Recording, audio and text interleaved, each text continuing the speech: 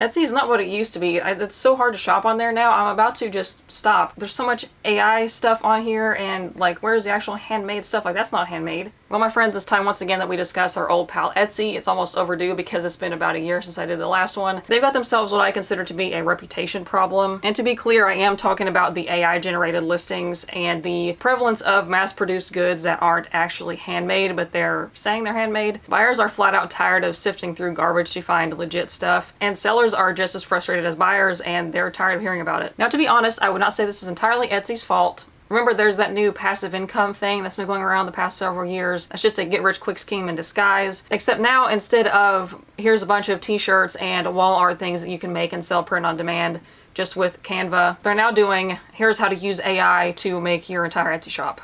This video idea was sparked by a Mia Maples video where she bought and compared the exact same items from Temu, Amazon, and Etsy to see if they were actually the same item. Now, I personally try to avoid those videos where they show their hauls from Temu and Shein and whatnot, because even though it's them showing that the products are not good, I mean, sometimes they do show they are good, sometimes they're not, or sometimes they get flat out scammed. I think that just makes people want to buy from them more, so I try not to give my view to that. But I gave this one a shot because I trusted that she would actually mention some of the issues here. There was one big thing that she absolutely did talk about. Sometimes you'll come across the same item on Etsy and Temu or Shein or whatever, and it's not always the case that the person on Etsy saying it's handmade is just buying it from Temu, Shein, AliExpress, one of those places, and then reselling it as handmade. It's a lot of times the other way around. So the Etsy seller will be the creator of it, and then their design and photos get stolen and poorly copied and produced for pennies on the dollar to be sold to unsuspecting customers who most likely would not have bought it if they knew it was stolen. So you can't always trust that Google Lens trick where you take the image of the item on Etsy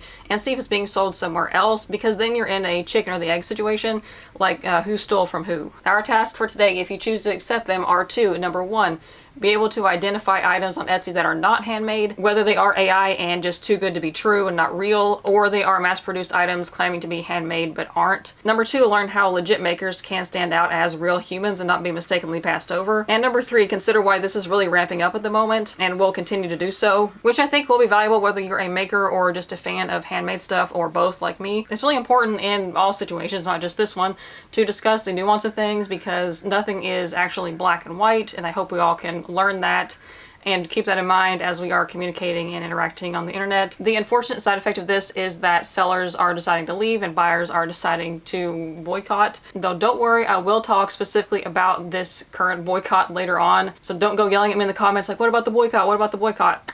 Patience. This whole problem of is this AI, is this real thing is not exclusive to Etsy, although you will hear about it, at least I hear about it most often in relation to Etsy. So we will use them as the example, but a lot of things I mentioned throughout the video can apply to basically anywhere else that you may find yourself shopping online, including independent websites, because those can also be fake. And when I say fake, I mean AI generated stuff or things that aren't handmade but claiming to be. Okay. Now, quite a while ago, I think this was a video that was exactly a year ago now, I said that I was done with Etsy. That's kind of sort of clickbait, but also I just haven't been putting as much time into it, like, at all. So full disclosure, if you did see that video or remember it, or if it pops up after this one, I did not actually quit Etsy. I still have things on there for sale. The reality is, as of now, Etsy's reputation is not damaged beyond repair. I also don't think they're too big to fail, because nothing is too big to fail, but Etsy is a household name and has been for several years. But anytime I have to tell somebody what I do for a living, their first response is always, oh, like on Etsy? And as of right now, Etsy's traffic and sales are actually not seeing a dip. It's more of a steady climb as we near the holidays. And by holidays, I also mean Halloween. And sellers are still getting orders, some more or less than others, because it's summer right now and different niches have different peak times. But most of us are over the hump though, because those dreaded J months, June and July, are over, and I guess January also, because that's kind of slow. And my shop has picked up a little bit in August because I have some spooky type items that aren't specifically for Halloween, but they pick up around Halloween every year. Aside from that, it's been pretty rough out here with the more summery than usual weather, and I've had 2 markets canceled so far this year because of thunderstorms. So I would like to take a moment to thank the sponsor of today's video, me. My name is Abby. I'm the owner of Cruelty-Free Stitchery. I make reusable alternative products to normal disposables around your house, like non-paper towels, reusable snack and sandwich bags, and I upcycle landfill-bound linens and clothing into one-of-a-kind aprons. I'm working on a collection right now that'll be dropping at the end of this month. If you'd like to check it out, go to crueltyfreestitchery.com or check the link in the description. And if you sew yourself or interested in upcycling, just watching it, stay tuned to this channel for the entire month of September and my Instagram and TikTok. I'm doing a month-long thing called Scrap Timber. I'm doing a short-form video every day. And then every week I'm doing a long form video about using up scraps to make useful products. And if you watch more short form things on Instagram or TikTok, then go follow me there. Now back to the video. Before we go any further, let's get on the same page. I believe most of you are going to be aware of these definitions and things, but these videos usually reach a wider audience that may not be familiar. Etsy, just like every other website and thing you use, does have terms of service and rules about what kinds of items can and can't be sold, which are subject to change and actually have changed in the last couple months. I will not be discussing their enforcement of these rules, which is somehow both too strict and not strict enough at the same time. But if you're thinking, well, what about XYZ kind of products? Those aren't handmade. Print on demand is absolutely allowed to be sold as long as the seller actually made the design or the artwork, so you can't just go to Google Images and copy and paste somebody else's design and sell it print on demand. But print on demand is where you make a design, you draw a pretty picture, whatever, and you upload it to these third-party services. I'm not going to name them just to be safe. They didn't do anything wrong, but there are companies that will allow you to upload your designs to their website, and you only have to order one thing at a time, versus if you order shirts custom printed, sometimes you have to order like 10, 20, 100, whatever up front. So print on demand is a lower cost and lower minimum up front for a seller, but it's typically a lower profit margin. So again, once you get the order, that third-party service will make and print the shirt or mug, whatever the item is, and then they ship the item directly to the customer. You don't touch it at all. I mean, I think you have the option to ship it back to yourself, but that's just an extra shipping cost, so nobody does that. But the sellers that use print on demand do have to disclose in their Etsy listings that they use a production partner. So they don't have to name the specific company, but they just have to put something like a print shop. Then there is a type of product that is designed and sent off to be manufactured. What comes to mind here is things like stationery and enamel pins, things that a very small business probably can't make in their house. So they'll order it from the manufacturer, then the manufacturer ships the product back to them, and then the Etsy seller ships the orders out themselves. This is absolutely allowed on Etsy, given that the seller makes the design themselves and they disclose that they have a production partner that is produced by a print shop or enamel print maker or whatever that's called. There's also things like vintage goods and craft supplies and curated boxes as well. People do like mystery boxes. Those don't have to be handmade, but they do need to be marked as sourced by or picked by, curated by something. I'll put the actual thing, what it says here, because it's not my niche, so I don't know exactly what it says. And then we have digital downloads, which is where the item being sold is actually a file that the buyer will download, so there is no physical product being created or mailed. For the remainder of the video, I will only be talking about physical handmade products, or those manufactured ones like I mentioned, so not print on demand or anything vintage or craft supplies or digital items. But I think some of these concepts could apply to those as well. Just use those critical thinking skills. So not only am I an Etsy seller, I am a buyer as well. I get supplies and custom things for my business there quite often, so I don't always run into the "is this handmade?" question, because craft supplies don't have to be handmade. Like, I don't expect a fabric shop to be spinning and weaving the fabric themselves. Occasionally I will buy an actual handmade thing. Now the algorithm knows exactly what I like, so when I open the app, it'll pop up something on the home page that I'm going to be interested in, and that's when I play the "is this real?" guessing game. Remember how I just showed you where to find that handmade a distinction on a listing? That by itself is not enough to signify that a listing is legit or legit handmade, you know what I'm saying. Mainly because, well, surprise, people can and do lie. And to give sellers benefit of the doubt, not every product fits cleanly into their three little options here, so keep that in mind. An example from my own shop is that I make these pouches for these reusable sporks. I don't make the sporks, but I don't want to sell a pouch without the spork. I did get permission from Bamboo Brand to sell these on Etsy, so even though I make the pouch, I have to say that I designed it and that I use a production partner because I didn't make the spork. So I'm going to take you through my personal process in determining if an item is actually handmade or not, and how sellers can make sure they're communicating that they are a human making this item and it is real and they're going to ship it to you. So first thing that you're going to see is a photo. Sometimes I can tell right away just by looking at the thumbnail when I'm scrolling through a search page or my homepage. Now AI is getting better and harder to spot, so if it passes the vibe check, I'll give it a click. But if I go to a listing and there's maybe 2 photos on like just a plain white background, maybe at least one of them is really obviously photoshopped onto a stock photo background, that's a red flag. I would expect something like that on Amazon, but buyers on Etsy are going to be looking a little bit closer and expecting a little more effort. Now, an exception here is if it's a mock-up photo. Most commonly, those will be found with digital downloads and print-on-demand products because the person doesn't have a thing to take a picture of. Mock-ups are not unheard of for handmade stuff, but I would advise against it. A mock-up is where you have a blank photo of something like a picture frame on a wall or a t-shirt, and then you use Canva or Photoshop to put your design onto that product to show a representation of what it's going to look like. Some are better quality than others, but if you shop around enough, you'll start to notice the same one over and over. Like, didn't I just see that lady modeling another shirt for another shop? While Etsy strongly encourages sellers to use videos in their listings, they don't require it, but videos can help you see if a product is legit. Now, a slideshow kind of video is a bit iffy for me personally. It's not always a red flag, but it can be a sign that the seller doesn't have the physical product or maybe doesn't want to show it in a video for some reason, like, you know, maybe it doesn't match the photos and description.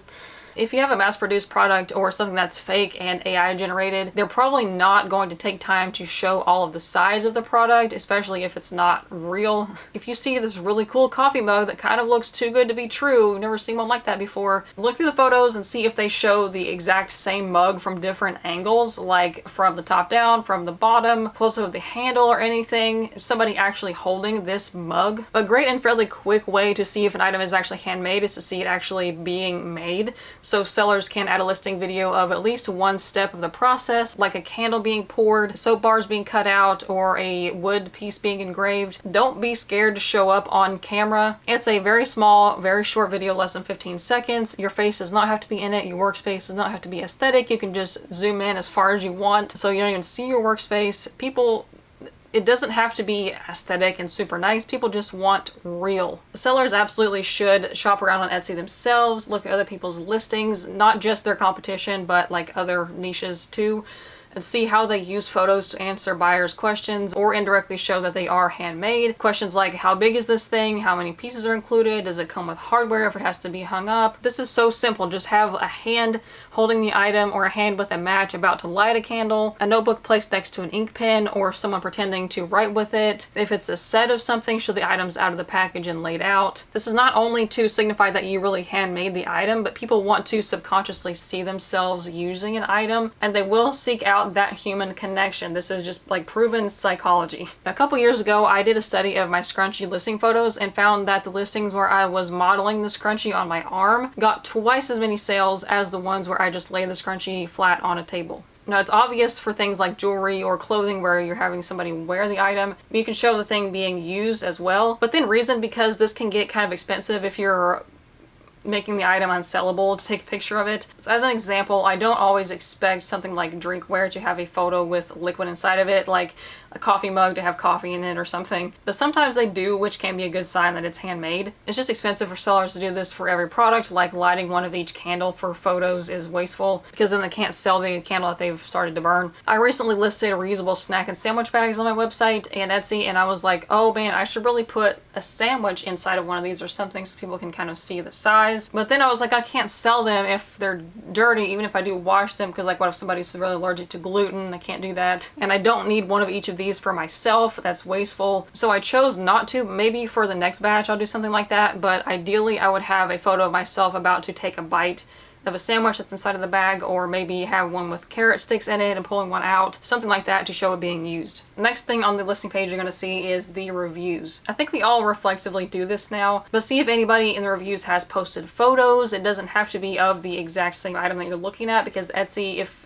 a listing doesn't have reviews of its own, they will just populate reviews of other products from that shop. But just see if anybody has shown that they have received the item that they've actually ordered, and check the reviewer's photo against the listing photo. It is pretty hard to get an Etsy review deleted, so negative ones are usually visible, but just use reason, because like one negative review out of 100, it happens. But if a bunch of people are saying that they did not receive the item that they actually ordered, run away. And for some reason, Etsy keeps hiding the listing description, which is a valuable place for buyers. They just scroll past it sometimes, but I find it and read the description, and I can tell pretty quickly if a description was made by AI or not, which if it is written with AI, it's not a sin, but I don't like it. It is a sign that the product could be AI generated as well, but that's usually more obvious in the photos. You'll know a description is written by AI if the first part of it is just a bunch of words that aren't really necessary. There's not really any short bullet point information. It's just like word soup. And I came across a really good video explaining how to spot AI writing. I'll link that below if you'd like to watch it later. But AI written descriptions are like if you have to write a 1,000-word essay, but you only have 800 words and you can't think of anything else to write, so you just add in a bunch of extra words. As sellers, this is not helping you. People know that something is off right away. They won't actually read the description. Remember, you're writing descriptions for your customer, not for the algorithm. I do have a video about how to write Etsy listing descriptions, so you can just make a template and copy and paste it instead of prompting AI over and over again. Save some water for the fishies, will you? Now, somewhere around the description in that area is going to be the shop's location. It'll say shipping times, estimated arrival time, and the location where it ships from. That's another sneaky giveaway. As I mentioned earlier, this does not work with items that are print on demand because they will be shipped from somewhere else unless the seller happens to live in the same state as the printing company. As far as I'm aware, this can't really be faked or changed to make it look like it's shipping from somewhere else because you have to put the origin zip code in when you make a listing so that they can calculate the shipping. And that's what Etsy will put in the ships from spot. But what a seller can change is the location that's shown on their shop page. So if you click on their shop name, you'll see what location is listed there. If it matches or is relatively close, like a suburb or something, then that's good. But if the shop location is in Kansas, but then it says ships from China, and it's not like print on demand or something like that, red flag. Although I have personally encountered shops that will have things forwarded to the US, so it looks like they are shipping from the US, but really they shipped first from somewhere else. But that's impossible to know until after you order. Like, I ordered fabric from a shop that was clearly labeled as being in Vietnam, and they said the stuff was made in Vietnam, but then it shipped from a warehouse in LA, so maybe they just forward the stuff to a warehouse and they ship it from there. But shipping is complicated, so just keep all this in the back of your noodle. And now while you're there on their shop page, scroll down past the listings, but wait a minute, see how many listings are there and when the shop opened. Because if you've already got kind of a bad vibe, like a yellow flag situation, and maybe the shop was just opened this year and it has the extreme of only a very, very few listings or a metric crap ton already despite being opened just this year, red flag. Now, a new shop could totally be benign. It might just be a legit new seller, but it also could mean that they had another shop that was suspended. But Etsy actually does catch on to that. So the new one is probably going to be suspended soon anyways if they had one suspended in the past, because they do check your IP address and your banking information. So if any of that's the same, you're going to get caught. So it's really hard to get away with multiple accounts like that. And then if it is a brand new shop with like hundreds and hundreds of listings, chances are that there's AI at least involved somewhere. Which again, not a sin in and of itself, but are they really hand making that many items?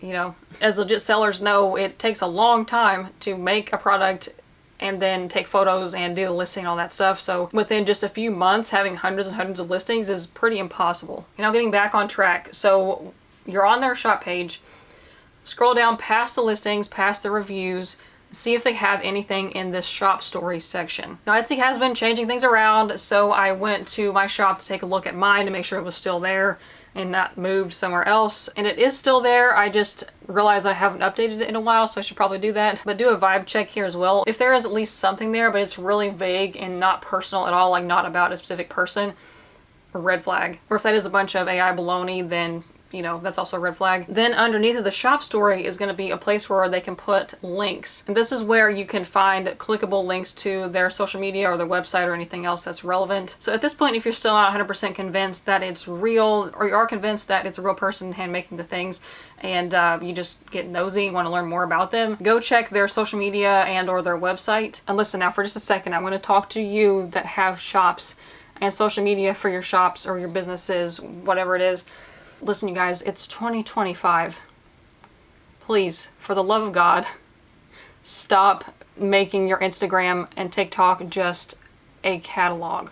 If people want to look at a catalog, they can look at your Etsy or your website. Your social media should show real photos and videos of you making the products. Share photos from your reviews. Write a little note in your packages for people to tag you in their photos on Instagram and share those. If you do in-person markets, take photos, videos of your booth. Yesterday I was scrolling through Instagram and I saw an account that posted mostly just 6-second videos of just their booth with some text on the screen, a nice caption, and they were raking in the views. I mean, yeah, it was good quality footage and the booth was all nice and color coordinated and branded and stuff, but still, I have to remind myself sometimes that you don't need to overproduce and make things perfect. You just have to show up. Like, I can find myself spending a lot of time scripting and voiceovering and perfectly editing a video for Instagram and TikTok, but like sometimes the 10-second whatever baloney that you want to share that you're doing throughout the day is fine and actually works better than the overproduced stuff and saves your time so you can work on other things. But don't rely on just those links at the bottom of the shop story to promote your website and social media, because most shoppers are probably not going to scroll that far. They're probably not even going to look at your shop page at all. If you've sold on Etsy for any amount of time, you know people don't read descriptions and don't look at your shop page to see if you have other items. They'll just find your item and message you about it. Now, you are allowed, I've said this multiple times, I'll say it again, you are allowed to link to your website directly on Etsy, not just on the shop page under the shop story. You can do it right in the description, or go on Canva and make a little listing photo with some info about your business and your URL and a QR code right there and your listing photos, because you know customers are going to look there in the photos. They may not look at the description or your shop, but they're going to look at the photos. And why I say you need your link and a QR code, it is pouring the rain right now. Some people are going to browse Etsy on desktop or laptop, whatever, and then a lot are going to be browsing on mobile. Sorry if that's loud, enjoy the ambiance. So if you put both the URL and the QR code, if somebody is on their desktop, their computer at work, when they're supposed to be working and they're shopping on Etsy, they can take their phone out, scan, and follow you on social media right there. They don't have to type it in or try to figure out how to spell your shop name or whatever. And then if they're on their phone browsing, they can go type it in or just go to Instagram and look you up or whatever. A lot of people, I realize, don't know this, but you actually do not need a second device to scan a QR code that's on your screen. So if you're on your phone and you see a QR code come up, you can scan it from there. You don't have to get somebody else's phone and then send it to you. If you're on an Android device, all you have to do, if the QR code comes up on your screen, just push and hold that home button on the bottom and it'll scan it and take you to the website. Or on an iPhone, I believe certain iOSs are different, but if you press and hold the image or you just take a screenshot, then you can get to the link from there, from your images. I have an Android myself, I don't have an iPhone, so I've never done it on iPhone. I just think this should be common knowledge, especially to support businesses, because you cannot make clickable links everywhere on the internet. It's like if you have an image that you want to share a link on, you can't click on that to go to the website. Or if you're on social media and you want to put a link in your caption or in the comments, you can't click that either, except on Facebook, but everywhere else you cannot. It just removes that barrier from people being interested and clicking and getting to see where they can buy it, versus having to go type to a different app and forget what they were doing in the first place and having to type it in and then spelling it wrong and can't find it. It's just right there, so simple. Just scan the QR code on your phone. You can do it. So spread the word about that if you didn't know. But you want your website to be as easy to access as possible, so a lot of shoppers, including myself, are now kind of using Etsy as more of a search engine and then buying directly from the maker's websites if I can find one, which is cheaper for you as a maker anyways. So when I post on Instagram and TikTok and Facebook, I don't link to my Etsy shop anywhere anymore. I just link directly to my website, which is through Shopify, and I let Etsy drive traffic to itself and then focus on sending my viewers to my website. And if you have a website outside of Etsy, you should also be doing all of these things that I've mentioned to make sure that it's clear that you're a human. I don't think it's a big ask to put a little personality into your business, not just for the sake of proving you're not AI or whatever, but it's human nature. It's in our primal brains to seek out other humans. Now, Etsy actually has been making progress in purging those spam accounts and removing fake listings and changing things that you're allowed to sell, but I'm sure it's an uphill battle for them. AI is just part of the world that we live in now, as much as I don't like those words coming out of my mouth. So we don't have to like it, but it's not going anywhere. And same with scammers, but those have been around since the dawn of time.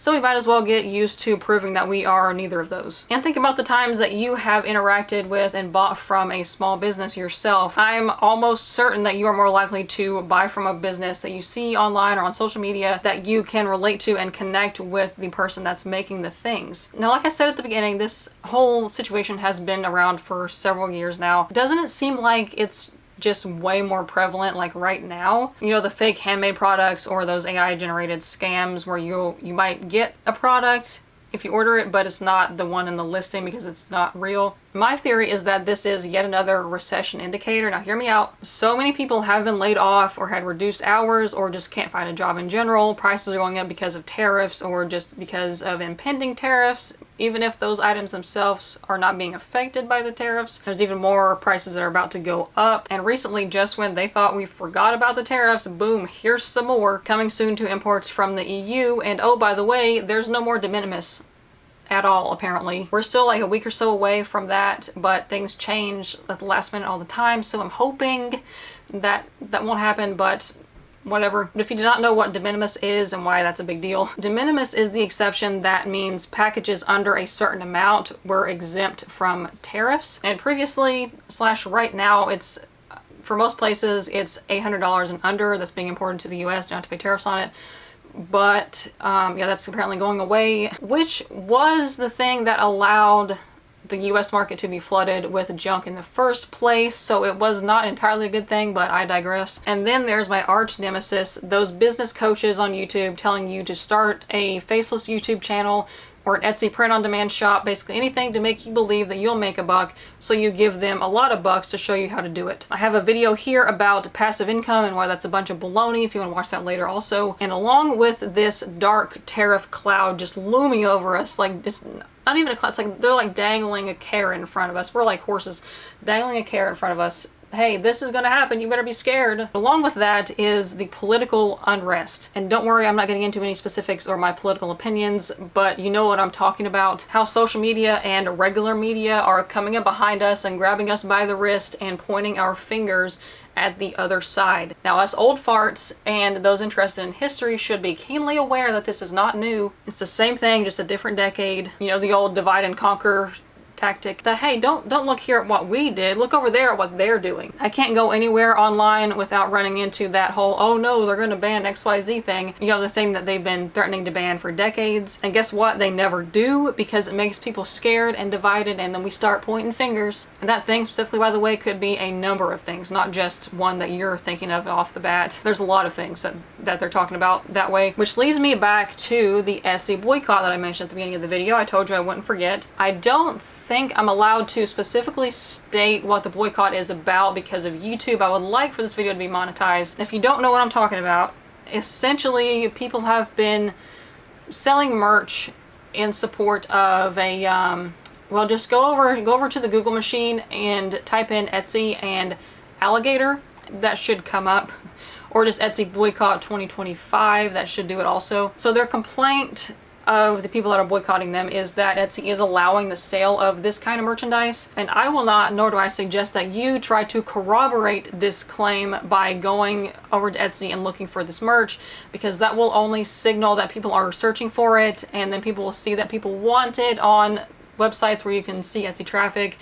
I don't want to contribute to that. It's just a good rule of thumb. If there's something you don't like, don't support, think it's bad or wrong, don't search it up, don't interact with it, just scroll on past if you happen to see it. Because leaving a negative comment or like giving a thumbs down to a YouTube video, that's just giving them more reach, because they're getting interaction on it and the algorithm thinks more people want to see it. So just scroll on past. Except if you're on Etsy and you do see something like this, because this does violate their terms of service, because it is promoting violence, you can report it, but don't click on it. If you're on the app, you can press and hold, and it will come up with a thing to, like, options for you to do about that listing, and one of them is report. So don't seek them out, don't look them up, just report it and move on. The opinion that I will share is that this merch is not okay, and nor are you if you buy something like that. But listen, Etsy is a marketplace. Etsy is not the one making and selling the items. They do have a responsibility and a right to enforce their terms of service, but should all of the other hundreds of thousands of sellers have to pay the price for a few unscrupulous jerks who make it through the system. And do we really think that Etsy has humans checking every single listing? Of course not. They're using AI, which can check every listing, but then we say we don't want AI, we want humans, because Etsy's AI has made quite a few mistakes, but we can't have it both ways. I am absolutely not trying to downplay the severity of this, the subject matter of this particular boycott. This slogan, or whatever the name of this thing, has roots going back for a long time and is a scar on the history of the United States. But if it's not this hateful thing, it's something else. Just like how there always has been and always will be scammers, there always will be people trying to profit off of tragedy and suffering. This is not the first time that someone has tried to sell stuff like this on Etsy, and we both know that it won't be the last. If you as an individual don't want to shop on Etsy because of this, that's your choice. But if you as a seller want to leave because of this, that's your choice as well. But to me, and you're welcome to disagree, this is like the old saying, you're throwing out the baby with the bathwater. I am not letting those unscrupulous jerks and this social media mob mentality make me feel like I have to sacrifice one of my primary sources of income. And for a lot of people out there, Etsy is their primary source of income. And I know that it takes a lot of hard work to get there. Now, there is something to be said about diversifying your income and all that, but it doesn't happen overnight. But the moral of the story here, we're getting back on track.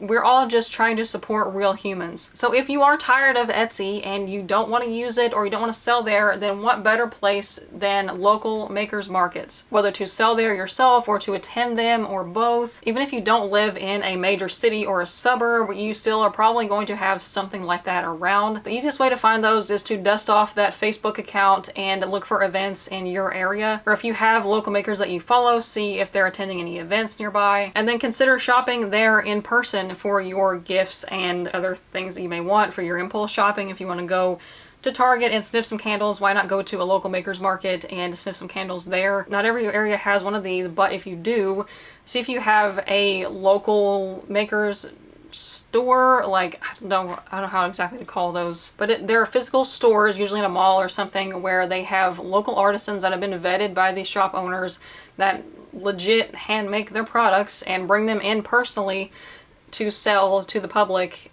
in a brick and mortar retail setting. I think these are usually listed on Google and stuff as like a gift shop or something. But see if you have any of those nearby. There's no paying for shipping, and if you're at a maker's market, you can literally talk to the person who made the stuff. I was gonna say you could hypothetically reach out and touch them, but please don't do that. And you can touch the products though. Markets are a great way to just discover new makers and artists. We completely understand that not everyone can and will buy something. So just stop by, look around a booth, say hi, scan their QR code or take a business card. I personally love talking to people who come up to my tent and are genuinely interested in my work. And I also love those introverts who just slide in, look around, and slide out without saying a word, because that's what I do. So that's about it. I'm gonna wrap it up here before I keep rambling. Do you have any other little tests that you do to make sure you're actually buying handmade? Share with us in the comments if I missed something, or if there is something that you found that is more helpful than other things. Like, oh, I always check for this one thing and it's never proven me wrong, then let us know. Like I mentioned earlier, if you are interested in reusable products or want to be more sustainable in your home, then check out my website, cruelty-free.com. Or if you want to support my work, just stay tuned here, maybe watch a couple videos in the background, and stay tuned for upcoming videos because scrap timber is coming up in September. So I'll see you then.